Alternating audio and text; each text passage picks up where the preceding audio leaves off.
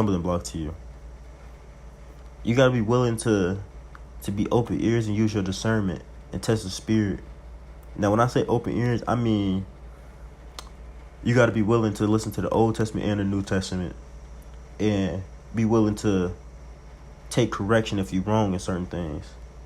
Now, I'm not telling you to go camp to camp, because that's the worst thing you could do. You're gonna become a bug out going camp to camp. But if you have a breakdown wrong and one of your brothers come and tell you, nah, you broke that down wrong, you can't get mad. You can't get angered. And this is exactly just to show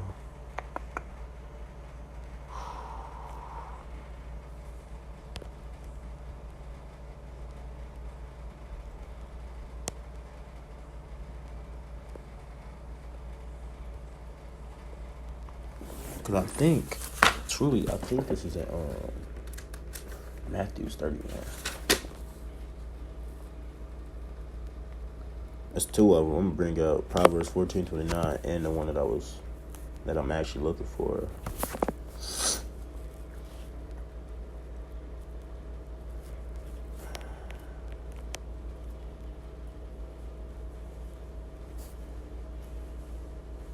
I don't know why I said Proverbs 10:29. Proverbs 14:29. Salaki. He that is slow to wrath is of great understanding, but he that is hasty of spirit is all to folly. And that's another thing. You got to be able to control. You got to be able to control your spirit.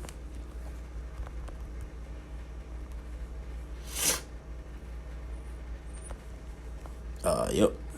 You got it. Proverbs 16:32.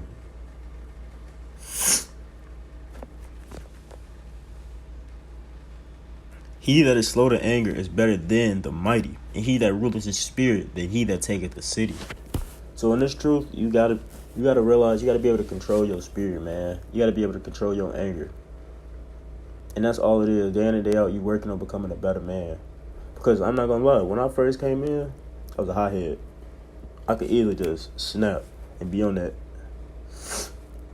Because I didn't know no better. I didn't know the wisdom. I didn't know the knowledge. I didn't have to understand it. And truly, I have it, but I don't have it as much as the elders do. This is a never ending lesson. You can continue to learn. You can continue to grow in this truth. So I'm gonna never say I have it fully, if you understand what I'm saying. Because that's just boasting. You thinking that you got it all. And I don't have it all. I can still learn. There's certain things that I still don't know. Certain breakdowns that I don't know. But I speak on it to the best of my ability of what I've learned so far.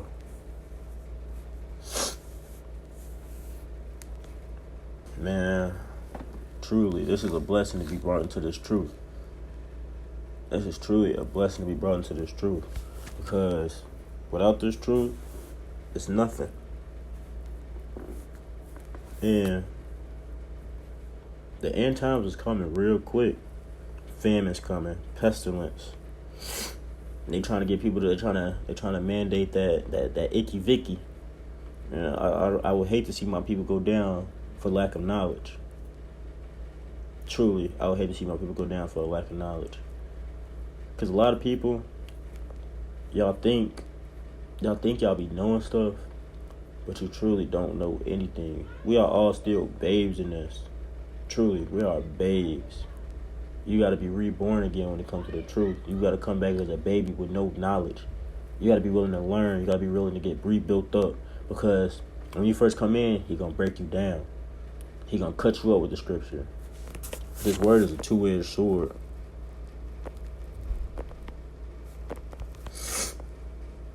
Oh, man. Hebrews 4:12. His word is a two-edged sword, man. Even bringing it out at camp. You could be bringing it out at camp. It cut yourself. You know how many times that happens to the Aki? Why am I bugging? Oh, here we go.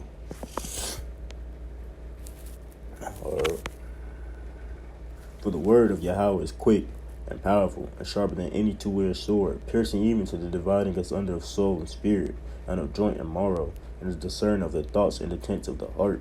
Neither is there any creature that is not manifest in his sight, but all things are naked and open unto the eyes of him whom we have to do. So pretty much, this word is literally a two-edged sword. It can cut you up easily. And there's nothing that you can hide from the Most High. He's always watching. He always sees you. He knows exactly what you're doing at any point. He knows what you're going to do before you even do it. So don't even try to hide. Don't even try to lie. Like the wicked, they think that he can't see. Can you take out the trash? They think that he can't see what they be doing. They be having a little crafty counsel. I think this is it. Let me read it, see if it goes back into what I'm looking for. Psalms 83. And was it 83 and 3 through 5?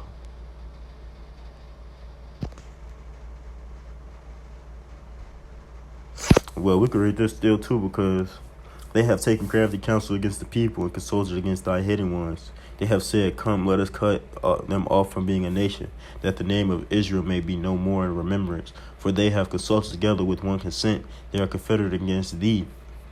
Now, this is pretty much, this has been going on since the dawn, I won't even say dawn of times, but this has been going on since we've been in slavery. This is when they started bringing in Christianity and taking away the Israel and taking away the Most High's chosen people, taking that from us, taking our knowledge from us, our history, our heritage, all the things that we knew. They beat it out of us, killed it out of us. They pretty much made us submissive to where you're not going to do nothing. That's literally how they felt. You're not going to do nothing. We are your God. But that's not the truth. That would never be the truth. You could never take his spot. True, you can never take your spot. But I'm going to finish it off with this, because this is one of my favorite things, and this right here keeps me in the faith. There's a lot of things that keep me in the faith, but knowing this truly keeps me in the faith. Psalms 82 and 6 have said, ye are gods, and ye are all Salaki. I have said, ye are gods, and all of you are children of the Most High. But ye shall die like men and fall of one of the princes. Now, a lot of people will have to become martyrs for the Most High. A lot of people will die, but that's a blessing to die for the Most High. Truly a blessing. The Maccabees brothers was happy. They was literally cheering. There's nothing wrong with dying for the Most High, because you're going to come back as one of the top people. Now, Lord will, a lot of my brothers get beamed up into the chariots. Lord will. That'd be beautiful to see. But you gotta make your election sure. You have to be day in and day out with this. You can't fold. Don't ever let somebody tell you that this ain't it. Don't ever let somebody pull you from the truth. Don't ever let somebody pull you from the scripture, because this is the only thing that can save you. Nobody else can save you. Every man has their own walk. You can't make it to the kingdom of heaven off somebody else's words. You got to make it off yours. So if you not do what you're supposed to do, and you hear this, start doing what you're supposed to do. It's not too late. Every day is another day He's giving you to do it right. Make it right. You got to see every day as a blessing. You got to see every day as a restart. What you did yesterday, that's in the past. We got to focus on today. What am I going to do today to make my election sure? So with that, I'm going to give a mighty shalom.